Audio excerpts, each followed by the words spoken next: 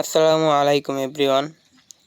তো আলহামদুলিল্লাহ, তো আমরা এবার আমাদের ফার্মে যে 1800 সোনালী মুরগি উৎপাদন করেছিলাম, সেই মুরগিগুলো আজকে আমাদের এলাকার ডিলারের মাধ্যমে আমরা ঢাকার ব্যাপারীদের কাছে মুরগিগুলো সেল দিয়ে দিলাম। তো প্রথম যে গাড়িটা এসেছিল, সেই গাড়িটা কিছুটা হতাশ করে চলে যায় আর কি। তার মুরগি খুবই পছন্দ হয়েছিল, তবে তার মুরগিগুলোর লেজ না থাকার কারণে সে পরবর্তীতে তার পছন্দ না হওয়াতে সে দামটা দিয়েছিল একরকম, পরবর্তীতে বলে আর একরকম, সেজন্য সেইটা আমরা অ্যাভয়েড করি। তো আলহামদুলিল্লাহ পরবর্তীতে আরও একটি গাড়ি চলে এসেছিল সেই দিনকে রাত্রেই।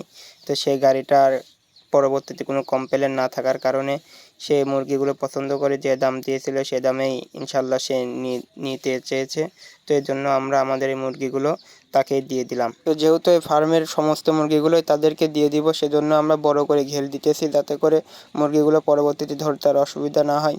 তো তাদেরকে যে যে পরিমাণে ওয়েটের কথা দেওয়া ছিল, তো সেই ওয়েটটা একটু লস হয়ে গেছে। তো যেহেতু গত ভিডিওতে বলেছিলাম মুরগি আমাদের অসুস্থ হয়ে গেছে, টাইলোডক্সিন প্লাস্ট দিলে পারে মুরগি প্রচুর পরিমাণে ওয়েট লস হয়।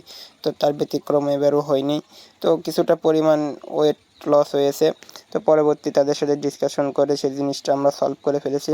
তো আলহামদুলিল্লাহ আমাদের মুরগিগুলো সেল দেওয়া ফুল কমপ্লিট হয়ে গিয়েছে। তো এখন আমাদের লেনদেন করার সময়। তো লেনদেন কমপ্লিট হওয়ার পরে তো এবার আমরা বলবো আমাদের লস ও লাভের হিসাবটা। তো আমাদের টোটাল এবারকার মুরগির কস্টটা পড়েছে হলো 2,33,070 টাকা। আমাদের মুরগি বিক্রি হয়েছে 3,32,800 টাকা। আলহামদুলিল্লাহ। তো সবাই দোয়া করেন আল্লাহ যাতে আমাদের ব্যবসার ভিতরে আরও বরকত দান করে। আসসালামু আলাইকুম।